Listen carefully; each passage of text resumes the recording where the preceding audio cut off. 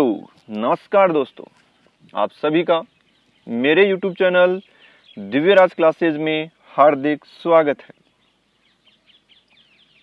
आज का टॉपिक है अभिलेख। पिछले वीडियो में अपन ने देखा था राजस्थान के ऐतिहासिक स्रोत।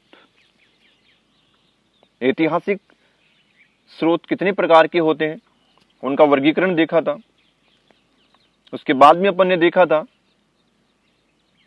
कि जो ऐतिहासिक स्रोत हैं उनके उत्खनन के लिए, सर्वेक्षण के लिए, संरक्षण के लिए एक संस्था बनाई गई, आर्कियोलॉजिकल सर्वे ऑफ इंडिया, उसके बारे में देखा। उसके बाद राजस्थान में उत्खनन कार्य के लिए कौन कौन उत्खनन करता है उनके बारे में देखा, तथा अभिलेख का पहला पार्ट पढ़ा। आज अपन देखेंगे उसके आगे अभिलेख का सेकंड पार्ट। तो कंटिन्यू करते हैं। प्रस्तुत करता मैं रोहित सामोता। अगला अभिलेख है विराटनगर अभिलेख। और विराटनगर आपको पता ही है, जयपुर में स्थित है, जिसका दूसरा नाम है बैराट। पूर्व में बैराट कहा जाता था और वर्तमान में विराटनगर कहा जाता है। तो विराटनगर अभिलेख प्राप्त हुआ जयपुर से। इस विराटनगर से अशोक मौर्य के दो अभिलेख मिले। पहला भाब्रू शिलाफलक और सेकंड था बैराट अभिलेख। भाब्रू शिलाफलक की खोज की कैप्टन बर्ट ने, जो बीजक की पहाड़ी से प्राप्त हुआ था। कैप्टन बर्ट को वर्तमान में यह भाब्रू शिलाफलक कलकत्ता संग्रहालय में सुरक्षित रखा हुआ है, इसलिए इसे कलकत्ता बैराट लेख भी कहा जाता है। तो पूछा जा सकता है, कलकत्ता बैराट लेख कौन सा है? भाब्रू शिलाफलक। खोज की कप्तान बर्ट ने कहां से प्राप्त किया? बीजक की पहाड़ी, विराटनगर, जयपुर से। इस भाब्रू शिलाफलक में अशोक के द्वारा बुद्ध, धम्म, संघ, ये तीनों है बौद्ध त्रिरत्न। तो बौद्ध त्रिरत्न कौन कौन से हैं? बुद्ध, धम्म, संघ। इन त्रिरत्नों में अशोक की आस्था प्रकट करता है यह भाब्रू शिलाफलक। इसी भाब्रू शिलाफलक से स्पष्ट होता है कि अशोक बौद्ध थे, यानी बौद्ध धर्म की पालना करते थे अशोक मौर्य। तो ये कई बार पूछा हुआ है, अशोक बौद्ध धर्म की पालना करते हैं, बौद्ध धर्म के अनुयायी हैं, ये कौन से अभिलेख से स्पष्ट होता है? तो वो है भाब्रू शिलाफलक, विराटनगर, जयपुर से प्राप्त किया कप्तान बर्ट ने। दूसरा है बैराट अभिलेख, वो भी विराटनगर से प्राप्त किया गया। अगला है मानमोरी अभिलेख, चित्तौड़गढ़ से प्राप्त किया गया। इस मानमोरी अभिलेख के प्रशस्तिकार हैं नागभट्ट के पुत्र पुष्य, उत्कीर्णक हैं करुण का पुत्र शिवादित्य। मानमोरी अभिलेख प्राप्त किया चित्तौड़गढ़ से, प्रशस्तिकार पुष्य और उत्कीर्णक शिवादित्य। मानमोरी अभिलेख चित्रांगद मौर्य का उल्लेख है। यह चित्रांगद मौर्य वही है जिसने चित्तौड़गढ़ का निर्माण करवाया। मानमोरी अभिलेख में 4 मौर्य राजाओं महेश्वर, भीम, भोज और राजा मान का उल्लेख है। इस मानमोरी अभिलेख से हमें अमृत मंथन कथा तथा उसके संबंध में कर का उल्लेख मिलता है। इंपॉर्टेंट है, गोला करके लिखा हुआ है, याद रखना है कि कर्नल टोड जब इसे इंग्लैंड ले जा रहा था तो असंतुलन के कारण समुद्र में फेंकना पड़ा। तो पूछा जा सकता है ऐसा कौन सा अभिलेख है जिसे इंग्लैंड ले जाते समय समुद्र में फेंक दिया गया। तो वो है मानमोरी अभिलेख और प्राप्त किया गया चित्तौड़गढ़ से। अगला अभिलेख है घटियाला अभिलेख, प्राप्त किया जोधपुर से। ये 918 ईस्वी का अभिलेख है। इस अभिलेख में तत्कालीन वर्ण व्यवस्था पर प्रकाश पड़ता है। कैसे पड़ता है? इस अभिलेख में देखिए नीचे मग जाति के ब्राह्मणों का वर्णन किया गया है। किस अभिलेख में? घटियाला अभिलेख में मग जाति के ब्राह्मणों का वर्णन किया गया है, उनके बारे में लिखा गया है। इन्हें मग जाति के ब्राह्मणों को मारवाड़ में शाक द्वीपीय ब्राह्मण भी कहते हैं। ये शाक द्वीपीय ब्राह्मण ओसवालों के आश्रित रहकर अपना जीवन यापन करते थे तथा जैन मंदिरों में सेवा पूजा करते थे, जिसके कारण इन्हें सेवक भी कहा गया। एक बार फिर से सुनिए। घटियाला अभिलेख जोधपुर से प्राप्त किया गया। ये 918 ईस्वी का अभिलेख है।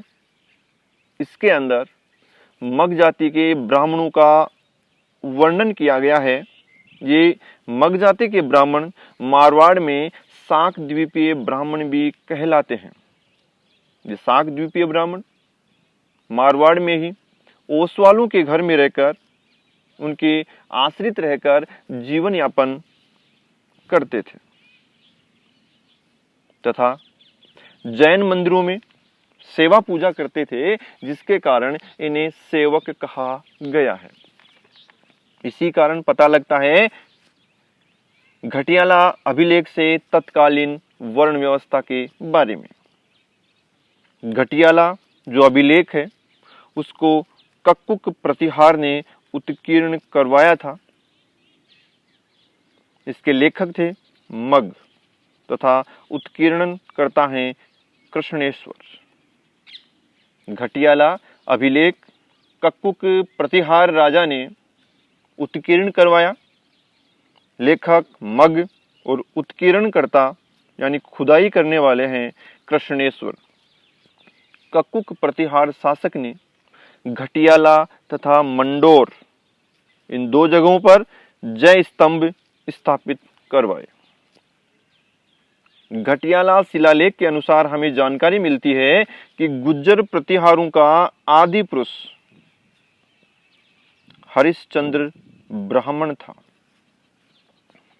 जिसे रोहिल सिद्धि भी कहा जाता है। इंपॉर्टेंट है कि रोहिल सिद्धि के नाम से कौन प्रसिद्ध थे? वो हैं हरिश्चंद्र ब्राह्मण। कौन थे? गुर्जर प्रतिहारों के आदि पुरुष। इन हरिश्चंद्र ब्राह्मण की दो पत्नियां थी, एक ब्राह्मणी थी और दूसरी क्षत्राणी भद्रा। ब्राह्मणी की जो संतान हुई वो ब्राह्मण प्रतिहार कहलाए तथा क्षत्राणी की जो संतान हुई वो गुर्जर प्रतिहार कहलाए।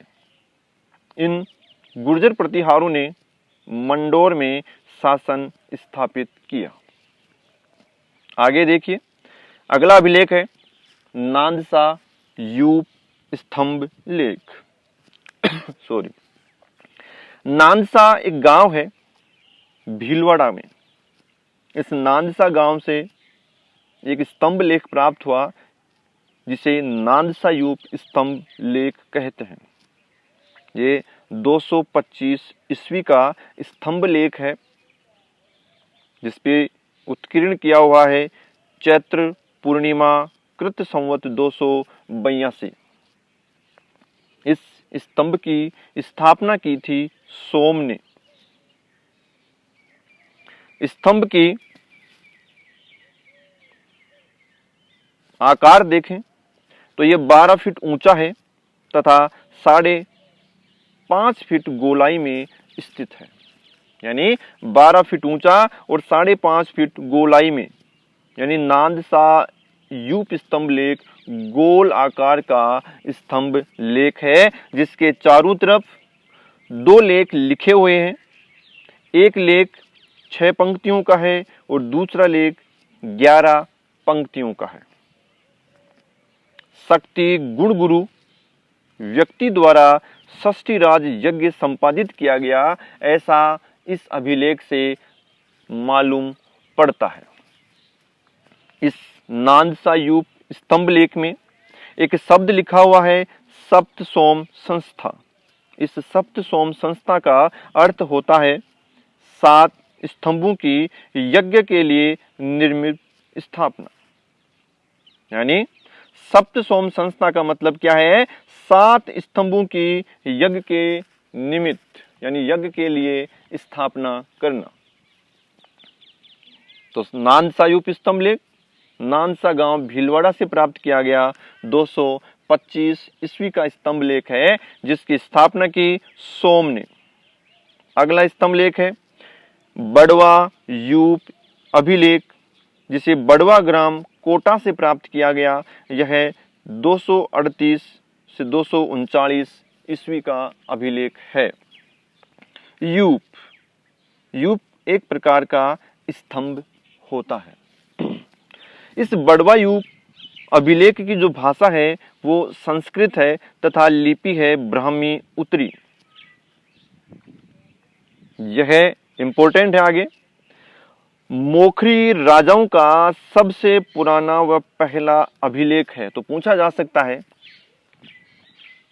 या तो ऐसे आएगा कि बड़वा यूप अभिलेख किन राजाओं का अभिलेख है, या बड़वा यूप अभिलेख किन राजाओं से संबंधित है। या पूछा जा सकता है कि मोखरी राजाओं का सबसे पुराना या पहला अभिलेख कौन सा है, तो वो है बड़वा यूप अभिलेख। कहां से प्राप्त किया? बड़वा गांव कोटा से। भाषा संस्कृत, लिपि ब्राह्मी उत्तरी। अगली जो लाइन है वो पूछी हुई है जेईएन एग्जाम 2015 और पटवारी 2015। क्या है कि बड़वा यूप अभिलेख में, या बड़वा यूप अभिलेख कितने यूप पर खुदा हुआ है? ऑप्शन थे 2, 3, 4, 5। तो ये बड़वा यूप अभिलेख 3 यूप पर खुदा हुआ है। इंपॉर्टेंट हुआ, आया हुआ क्वेश्चन है। इस बड़वा यूप अभिलेख के अनुसार कृत युग के 295 वर्ष व्यतीत होने पर मोखरी शासकों ने यज्ञ किए, ऐसा वर्णन मिलता है। बड़वा यूप अभिलेख का जो प्रमुख व्यक्ति है वो है बल। उस बल राजा ने महासेनापति की उपाधि धारण की थी। इस बल के 3 पुत्र थे, बलवर्धन, सोमदेव और बल सिंह। इन तीनों भाइयों के द्वारा त्रिराज्य यज्ञ करने का उल्लेख भी बड़वा यूप अभिलेख से प्राप्त होता है। एक शासक हुए मोखरी धनत्रात्र। इन्होंने भी एक यज्ञ किया जिसका नाम है अपतोयाम यज्ञ। उसका भी उल्लेख मिलता है इस अभिलेख से, जिसका नाम है बड़वा यूप अभिलेख। अगला है बरली का शिलालेख। बरली एक जगह है अजमेर से 35 किलोमीटर दूर। वहाँ एक मंदिर है मिलोत माता का मंदिर। उस मिलोत माता के मंदिर से इस बरली शिलालेख को प्राप्त किया गया, और ये बरली शिलालेख राजस्थान का प्राचीनतम शिलालेख है। तो पूछा जा सकता है राजस्थान का प्राचीनतम सबसे पुराना शिलालेख कौन सा है? वो है बरली का शिलालेख। कब का है? 2री शताब्दी ईसा पूर्व का। कहां से प्राप्त किया गया? अजमेर से 35 किलोमीटर दूर बरली के पास मिलोत माता मंदिर से। अगला है नगरी का शिलालेख। नगरी, और नगरी कहाँ है? चित्तौड़गढ़ में। कहाँ है? चित्तौड़गढ़ में। ये नगरी का जो शिलालेख है वो 424 ईस्वी का है। इसे उत्खनन के दौरान नगरी से D.R. भंडारकर ने प्राप्त किया था। इस शिलालेख की भाषा है संस्कृत और इसकी लिपि है नागरी। यानी नगरी का शिलालेख संस्कृत भाषा तथा नागरी लिपि में उत्कीर्ण किया गया है। वर्तमान में इस नगरी शिलालेख को अजमेर संग्रहालय में सुरक्षित रखा गया है। तो ये भी पूछा जा सकता है कि नगरी का शिलालेख वर्तमान में कहाँ रखा गया है? वो है अजमेर संग्रहालय में। इस नगरी शिलालेख पर कुछ शब्द लिखे हुए हैं। जयति भगवान विष्णु मालव पूर्वायाम तथा भगवान महापुरुषा पादाभ्याम प्रासाद। इन तीनों शब्दों से यह स्पष्ट होता है कि यह शिलालेख भी विष्णु पूजा से संबंधित है। अगला, नगरी का लेख। अभी देखा था नगरी का शिलालेख, अब है नगरी का लेख। नगरी का लेख 200 से 150 ईसा पूर्व का लेख है। ये भी नगरी से उपलब्ध हुआ, प्राप्त किया गया तथा इसे वर्तमान में उदयपुर संग्रहालय में सुरक्षित रखा गया है। देखिए, नगरी का शिलालेख और नगरी का लेख कंफ्यूज नहीं होना है। नगरी का जो शिलालेख है नगरी से प्राप्त किया गया और अजमेर संग्रहालय में सुरक्षित रखा गया, जबकि नगरी का लेख नगरी से ही प्राप्त किया गया लेकिन उसे उदयपुर संग्रहालय में सुरक्षित रखा गया। इस नगरी के लेख की जो लिपि है वो घोसुंडी के लेख की लिपि से मिलती जुलती लिपि है। ऐसा आशंका रखी गई है, संभावना व्यक्त की गई है कि जो नगरी का लेख है वह बौद्धों तथा जैनों से संबंध रखता है। अगला है कणस्वा अभिलेख कोटा। कणस्वा कोटा में 738 ईस्वी का अभिलेख है। यह मौर्य वंशीय राजा धवल का उल्लेख मिलता है, से संबंधित पाया गया है। यानी कणस्वा अभिलेख में मौर्य वंशीय राजा धवल का उल्लेख मिलता है और ऐसा माना जाता है कि धवल राजस्थान में अंतिम मौर्य वंशी राजा थे। अगला अभिलेख है भ्रमर माता का लेख। 490 ईस्वी का लेख है और भ्रमर माता का मंदिर छोटी सादड़ी चित्तौड़गढ़ में स्थित है। उस भ्रमर माता के मंदिर से ही भ्रमर माता का लेख प्राप्त किया गया। इस भ्रमर माता का निर्माण करवाया गौर वंशीय शासकों ने। एक बार फिर से सुनिए, भ्रमर माता छोटी सादड़ी चित्तौड़गढ़ में स्थित है और उसी भ्रमर माता के मंदिर से एक लेख प्राप्त हुआ जिसका नाम रखा गया भ्रमर माता का लेख, 490 ईस्वी का। यह मंदिर गौर वंशीय शासकों द्वारा निर्मित करवाया गया। यह लेख 17 पंक्तियों का संस्कृत पद्य का लेख है। यानी भ्रमर माता के लेख की भाषा क्या है? संस्कृत पद्य शैली में लिखा गया है, यानी संस्कृत भाषा और पद्य शैली। इस भ्रमर माता की रचयिता है मित्र सोम और लेखक पूर्वा। कौन है? भ्रमर माता की रचयिता मित्र सोम और लेखक कौन है? पूर्वा। इस भ्रमर माता के लेख में गौर वंश तथा ओलिकार वंश के शासकों का वर्णन मिलता है। गौर वंश के कुछ शासकों के नाम इसमें अंकित हैं। पुण्यशोभ, राज्यवर्धन, और यशोगुप्त तथा ओलिकार वंश के आदित्य वर्धन शासक का नाम इसमें लिखा हुआ है। भ्रमर माता के मंदिर में एक पंक्ति लिखी गई है, अपराजित राजपुत्र गोभट्ट पादानुध्यात। एक बार फिर से सुनिए, अपराजित राजपुत्र गोभट्ट पादानुध्यात। ये पंक्ति लिखी हुई है भ्रमर माता के लेख में। इसमें जो एक शब्द है राजपुत्र, इस राजपुत्र से सिद्ध होता है, प्रतीत होता है कि किसी भी सामंत का किसी शासक के प्रति सेवाभावी होना। इसी लेख से ज्ञात होता है कि उस समय मृत्यु उपरांत ब्राह्मणों को दान देने की प्रथा थी। यानी कोई व्यक्ति मरता है, मृत्यु हो जाती है, तो उसके उपरांत उसके परिवारजन ब्राह्मणों को दान देते थे। तत्कालीन समय में ऐसा ज्ञात होता है भ्रमर माता के लेख से। अगला लेख है बसंतगढ़ का लेख, जो सिरोही से प्राप्त किया गया। यह 625 ईस्वी का लेख है।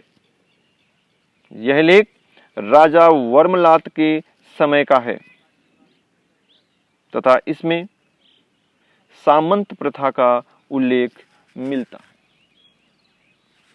कौन से लेख में मिलता है सामंत प्रथा का उल्लेख?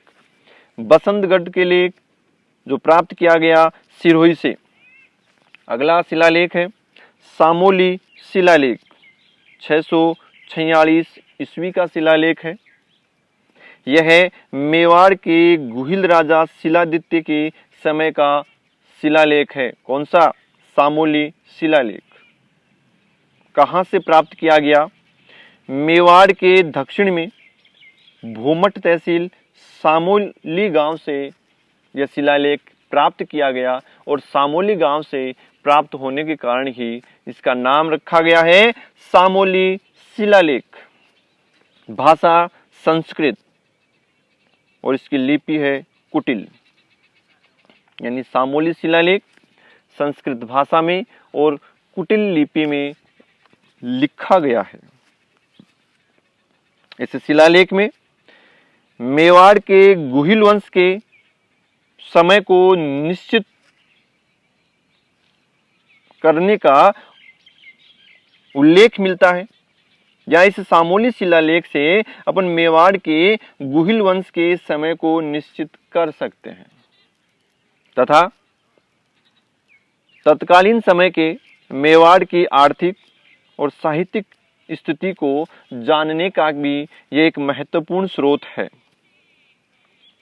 इस सामोली शिलालेख में विजयी, वटनगर, आगरा, आर्यनगिरी, अरण्यवासिनी, महत्तर आदि शब्दों का भी उल्लेख मिलता है। आगे की लाइन इंपॉर्टेंट है कि सामोली शिलालेख से हमें यह संकेत मिलता है कि जावर के निकट अरण्यगिरी में तांबे व जस्ते की खानों का काम इसी युग में आरंभ हुआ था। कौन से युग में? 646 ईस्वी के आसपास। अगला है अपराजित का शिलालेख, 661 ईस्वी का शिलालेख है।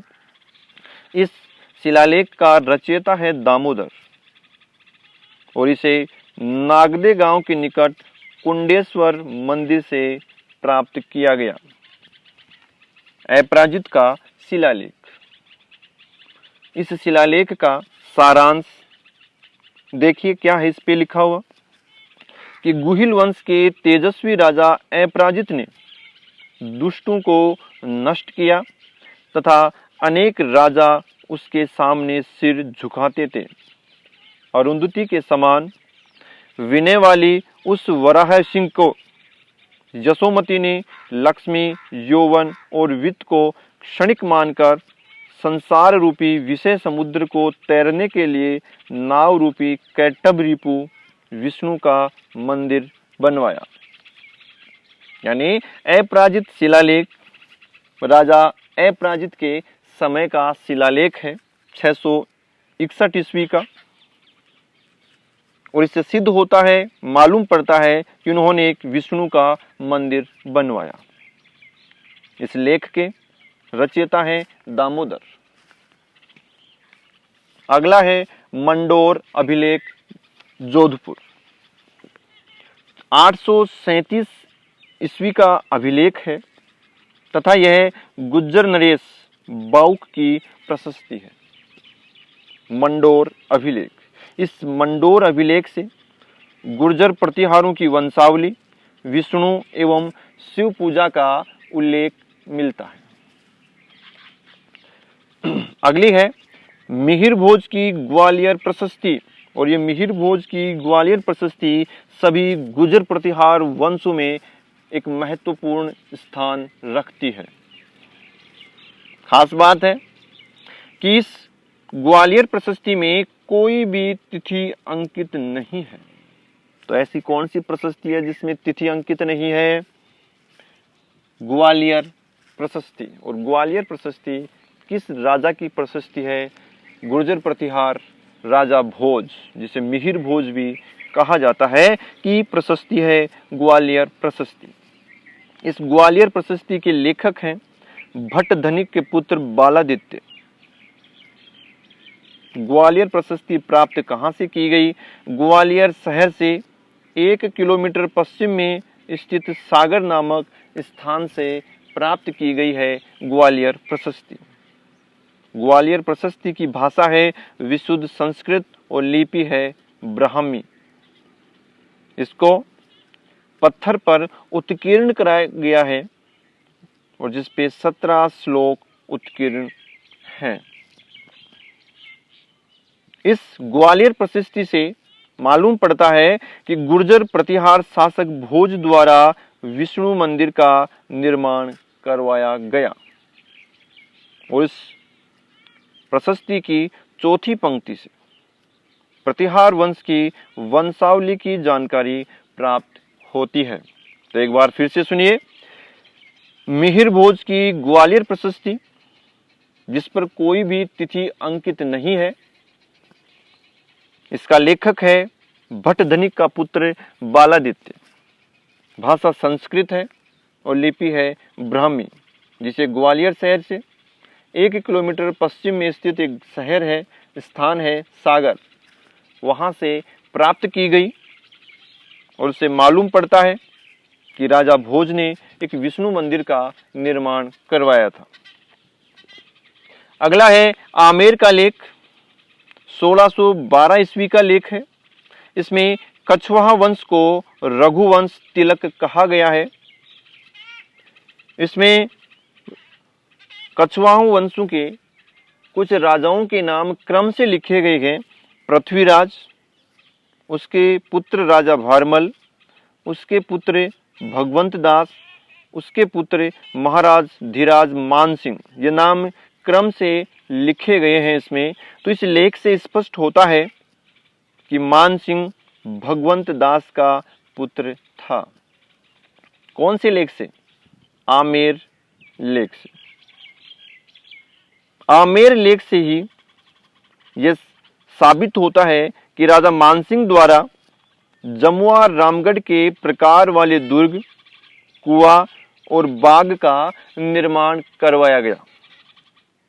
अगला लेख है बरबथ का लेख, 1613 1614 ईस्वी का लेख है यह। अकबर की पत्नी मरियम उज जमानी की आज्ञा से बयाना भरतपुर के निकट बरबत नामक स्थान में एक बाग व बावड़ी का निर्माण करवाया गया। यानी बरबत लेख से हमें प्राप्त होता है, जानकारी मिलती है कि अकबर की पत्नी मरियम उज जमानी के आदेश द्वारा बयाना के निकट बरबत स्थान पर एक बाग व बावड़ी का निर्माण करवाया गया। इससे क्या सिद्ध होता है? इससे सिद्ध होता है मुगल राजपूत वैवाहिक संबंधों का, यानी मुगल व राजपूतों के मध्य वैवाहिक संबंध थे, यह इससे सिद्ध होता है। अगला है बेडवास की प्रशस्ति। और यह है 1668 ईस्वी की प्रशस्ति। यह महाराजा राज सिंह प्रथम के समय की प्रशस्ति है। बेडवास की प्रशस्ति भाषा है मेवाड़ी और इसकी लिपि है नागरी लिपि। इस बेडवार प्रशस्ति के प्रशस्तिकार हैं सूत्रधार हमीर जी तथा इसकी प्रति तैयार करने वाले हैं भवानी शंकर। एक बार फिर से सुनिए कि बेडवार की प्रशस्ति महाराणा राज सिंह प्रथम की प्रशस्ति है, भाषा मेवाड़ी, लिपि नागरी। इसके प्रशस्तिकार सूत्रधार हमीर जी तथा प्रति तैयार करने वाले हैं भवानी शंकर। इस बेडवास की प्रशस्ति से के प्रारंभ में हमें भागचंद व फतेहचंद भटनागर कायस्थ के पूर्वजों की नामावली की जानकारी प्राप्त होती है। महाराणा जगत सिंह ने इस जो भागचंद भटनागर है उसको अपना प्रधानमंत्री बनाया। इस भागचंद का ही पुत्र था फतेहचंद, उसको महाराणा राज सिंह ने अपना प्रधान बनाया। ये जानकारी प्राप्त होती है बेडवास की प्रशस्ति से। इस बेडवास की प्रशस्ति में दो शब्द दिए गए हैं। एक शब्द है देश दान, इंपॉर्टेंट है दोनों, और दूसरा शब्द है उभय दंड। तो पूछा जा सकता है देश दान क्या है या उभय दंड क्या है। तो देश दान देश, नगर, गांव आदि की सीमाओं पर लगने वाली चुंगी थी। तत्कालीन समय में देश, नगर और गांव आदि की सीमाओं पर जो चुंगी ली जाती थी उसे ही देश दान कहा जाता था। तथा लूट के समय वसूला जाने वाला दंड उभय दंड कहलाता था।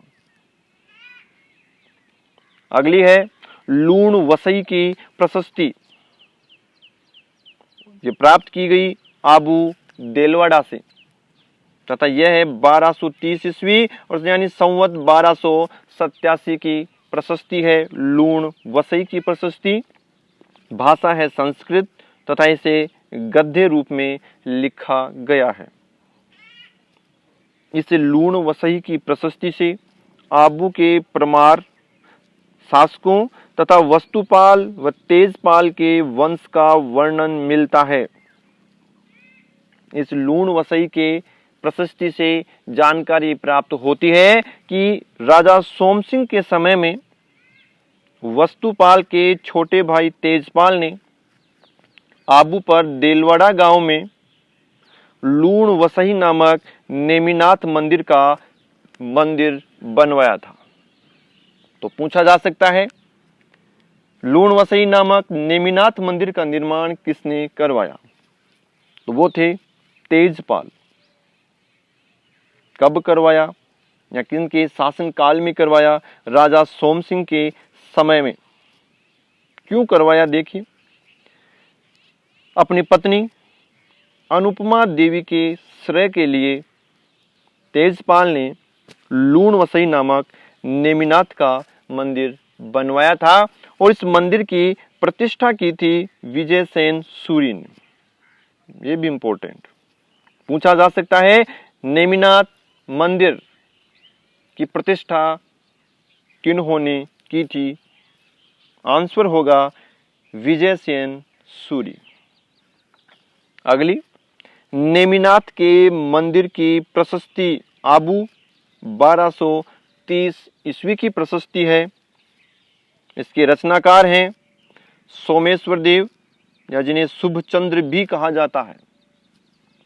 नेमिनाथ मंदिर की प्रशस्ति के रचनाकार कौन है? सोमेश्वर देव।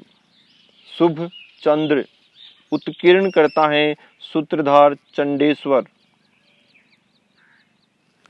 इस प्रशस्ति से जानकारी प्राप्त होती है कि यशोधवल ने कुमारपाल के शत्रु मालवा के राजा बल्लाल को मारा।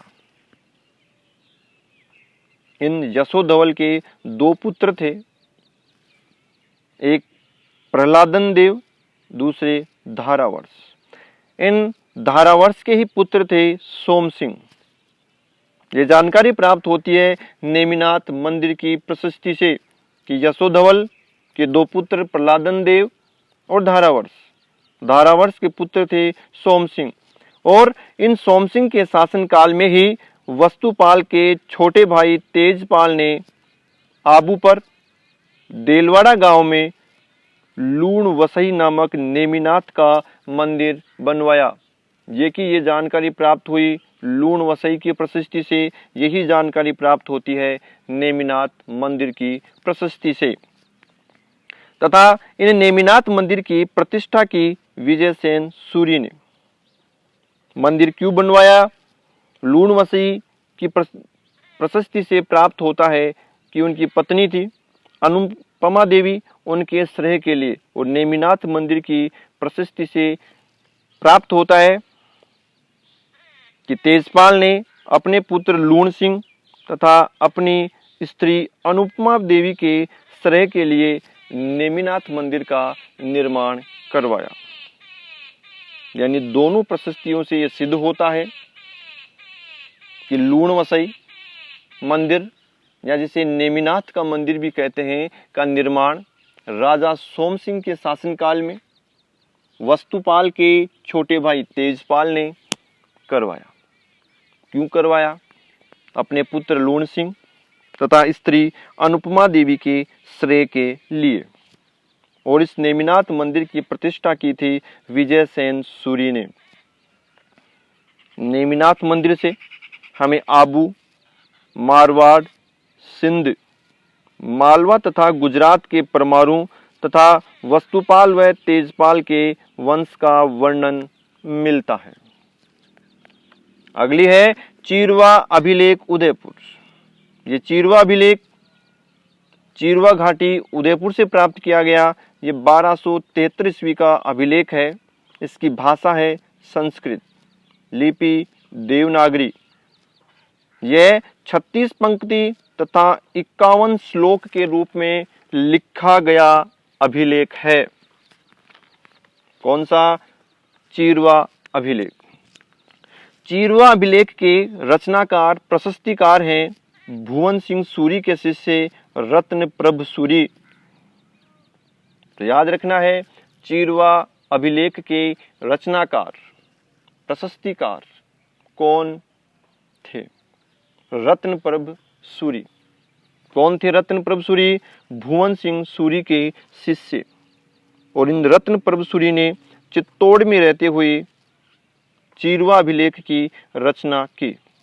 लेखन कार्य किया पार्श्वचंद ने, और चीरवा अभिलेख का उत्कीर्ण किया पदम सिंह के पुत्र केली सिंह ने, तथा इसे दीवार में लगाने का कार्य किया शिल्पी देलहन ने। देखिए क्या है, इस चीरवा अभिलेख से मेवाड़ के गुहिल वंशी राणाओं की समर सिंह के काल तक की जानकारी प्राप्त होती है, तथा इसी अभिलेख से प्रशासनिक, धार्मिक, सामाजिक प्रथाओं, मुख्यतः सती प्रथा की जानकारी प्राप्त होती है। अगला अभिलेख है सचिया माता अभिलेख ओसिया, और ओसिया कहाँ है? जोधपुर में। इस सचिया माता अभिलेख से मारवाड़ की राजनीतिक स्थिति की जानकारी प्राप्त होती है। इस अभिलेख में कलहण एवं कीर्तिपाल का वर्णन मिलता है। कलहण को इसमें महाराजा तथा कीर्तिपाल को मांडव्यपुर का अधिपति बताया गया है। सचिया माता अभिलेख में ही धारावर्ष को विजयी उल्लेखित किया गया है। तो ऐसा कौन सा अभिलेख है जिसमें कलहण तथा कीर्तिपाल का वर्णन मिलता है? वो है सचिया माता अभिलेख। अगला रशिया की छतरी का लेख, और यह है 1274 ईस्वी का लेख। रचनाकार हैं प्रिय पटु के पुत्र वेद शर्मा, और ये नागर जाति के ब्राह्मण थे तथा चित्तौड़ निवासी थे। रसिया की छतरी का लेख 1274 ईस्वी का लेख है।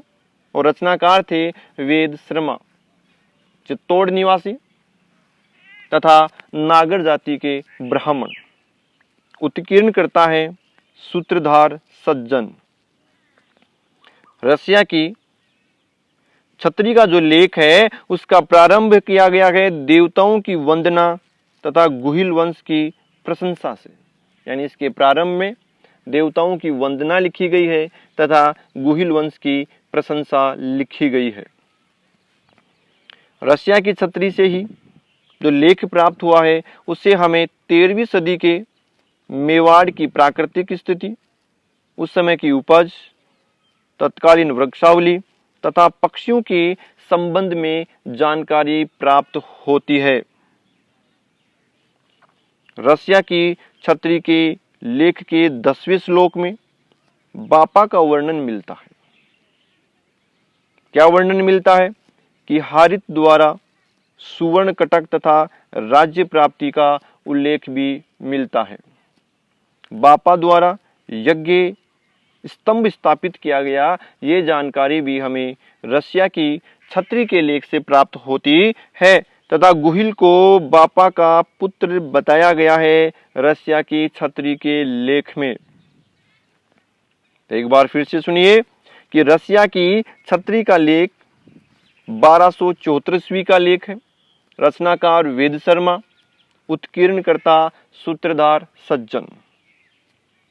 इसमें गुहिल वंश की प्रशंसा मिलती है, जानकारी मिलती है तथा 13वीं सदी के मेवाड़ की तत्कालीन प्राकृतिक स्थिति, उपज, वृक्षावली तथा पक्षियों के संबंध में जानकारी प्राप्त होती है तथा इसके 10वें श्लोक में बापा का वर्णन दिया गया है। गुहिल को बापा का पुत्र बताया गया है। अगला है अचलेश्वर प्रशस्ति। और इम्पोर्टेंट यह है कि अचलेश्वर प्रशस्ति से यह जानकारी प्राप्त होती है कि अग्नि कुंड से पुरुष उत्पन्न हुआ था। तो ऐसा कौन सा या कौन सी अभिलेख है या कौन सी प्रशस्ति है जिससे जानकारी प्राप्त होती है कि अग्निकुंड से पुरुष उत्पन्न हुआ? वो है अचलेश्वर प्रशस्ति। और अचलेश्वर प्रशस्ति में बताया गया है कि परमाणु का मूल पुरुष धूमराज था। अगली शिलालेख है समिधेश्वर मंदिर का शिलालेख। यह 1429 ईस्वी का शिलालेख है। इसके रचनाकार हैं एकनाथ। समिधेश्वर मंदिर के शिलालेख के रचनाकार कौन है? एकनाथ।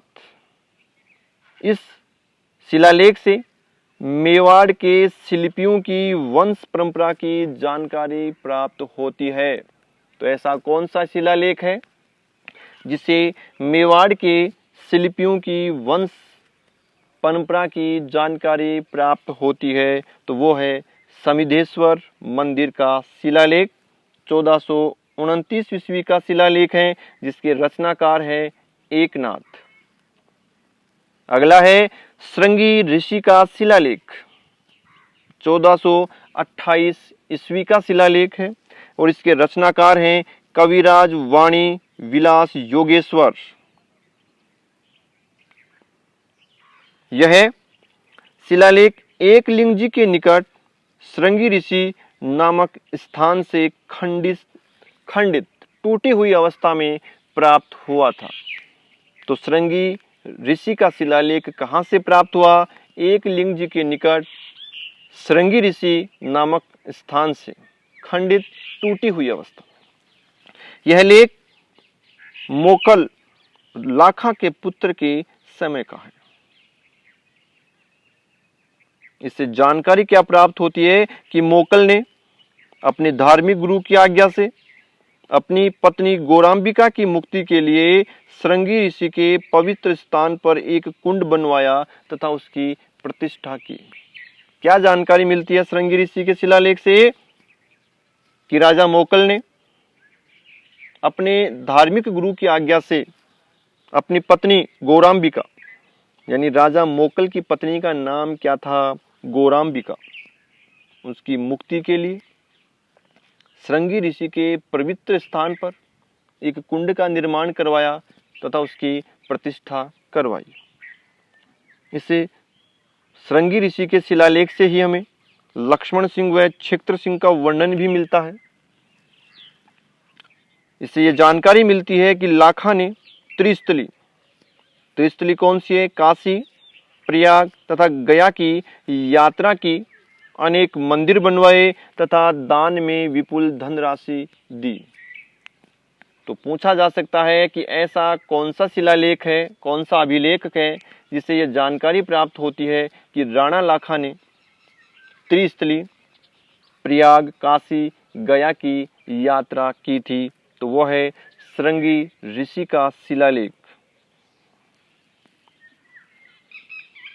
इसी से जानकारी प्राप्त होती है कि लाखा के पुत्र मोकल ने फिरोज खान नागौर तथा अहमद गुजरात के साथ 2 युद्ध लड़े तथा उन दोनों को परास्त किया।